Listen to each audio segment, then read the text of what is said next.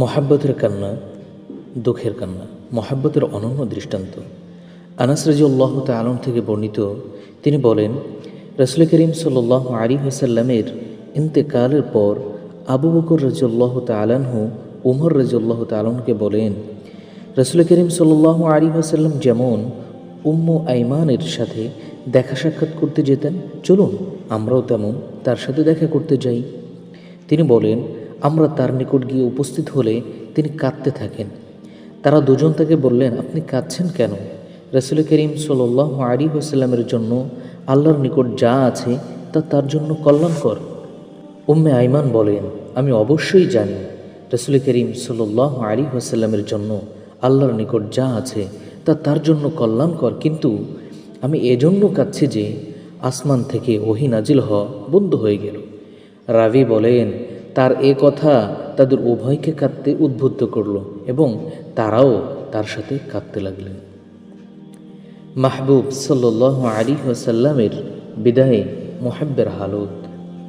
আবু সালামা রাহিমাহুল্লাহ থেকে বর্ণিত, নবীজি সাল্লাল্লাহু আলাইহি ওয়াসাল্লামের সহধর্মিণী আয়েশা রাদিয়াল্লাহু তাআলা আনহা আমাকে বলেছেন, রাসূল করিম সাল্লাল্লাহু আলাইহি ওয়াসাল্লামের মৃত্যুর খবর পেয়ে আবু বকর রাদিয়াল্লাহু তাআলা আনহু সুনহ এ অবস্থিত তার বাড়ি থেকে ঘোড়ায় চড়ে এলেন এবং নেমে মসজিদে প্রবেশ করলেন।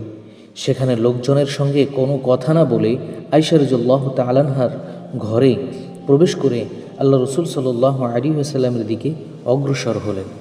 তখন তিনি একখানি হিবারা ইয়ামানি চাদর আবৃত ছিলেন। আবু বকর রাদিয়াল্লাহু তাআলা আনহু নবীজি সাল্লাল্লাহু আলাইহি ওয়াসাল্লামের মুখমণ্ডল উন্মুক্ত করে তার উপর ঝুঁকে পড়লেন এবং চুমু খেলেন। অতঃপর ক্রন্দন করতে লাগলেন এবং বললেন, হে আল্লাহর নবী, আমার পিতা আপনার জন্য কুরবান হোক। আল্লাহ আপনার জন্য দুই মৃত্যু একত্র করবেন না, তবে যে মৃত্যু আপনার জন্য অবধারিত ছিল তা তো আপনি কবুল করেছেন। আবু সালামা রাহিমাহুল্লাহ বলেন, আব্দুল্লাহ ইবনে আব্বাস রাদিয়াল্লাহু তাআলা আনহু আমাকে খবর দিয়েছিলেন যে তারপর আবু বকর রাদিয়াল্লাহু তাআলা আনহু বাহিরে এলেন। তখন উমর রাদিয়াল্লাহু তাআলা আনহু লোকজনের সাথে বাক্যালাপ করছিলেন। আবু বকর রাদিয়াল্লাহু তাআলা আনহু তাকে বললেন, বসে পড়ুন। তিনি তা মানলেন না। আবু বকর রাদিয়াল্লাহু তাআলা আনহু তাকে বললেন, বসে পড়ুন। তিনি মানলেন না। তখন আবু বকর রাদিয়াল্লাহু তাআলা আনহু কালিমায়ে শাহাদাত দ্বারা বক্তব্য আরম্ভ করলেন। লোকেরা ওমর রাদিয়াল্লাহু তাআলা আনহুকে ছেড়ে তার দিকে আকৃষ্ট হন। আবু বকর রাদিয়াল্লাহু তাআলা আনহু বলেন, আম্মা বা'দ, তোমাদের মাঝে যারা মুহাম্মদ সাল্লাল্লাহু আলাইহি ওয়াসাল্লামের ইবাদত করতে মুহাম্মদ সাল্লাল্লাহু আলাইহি ওয়াসাল্লাম সত্যই মারা গেছেন, আর যারা মহান আল্লাহর ইবাদত করতে, নিশ্চয়ই আল্লাহ চিরঞ্জীব অমর। মহান আল্লাহ ইরশাদ করেন, ওমা মুহাম্মাদুন ইল্লা রসুল ইলা শাকিরিন, যার অর্থ মুহাম্মদ একজন রসুল মাত্র, আর কিছুই নন। তার পূর্বেও অনেক রসুল চলে গেছেন। অতএব যদি তিনি মারা যান অথবা নিহত হন, তাহলে কি তোমরা পায়ের গোড়ালিতে ভর করে পেছনে ফিরে যাবে? আর যদি কেউ সেরূপ পেছনে ফিরেও যায়, তবে সে কখনো আল্লাহর বিন্দুমাত্র ক্ষতি করতে পারবে না। আল্লাহ অতি সত্বর কৃতজ্ঞদের পুরস্কার দেবেন।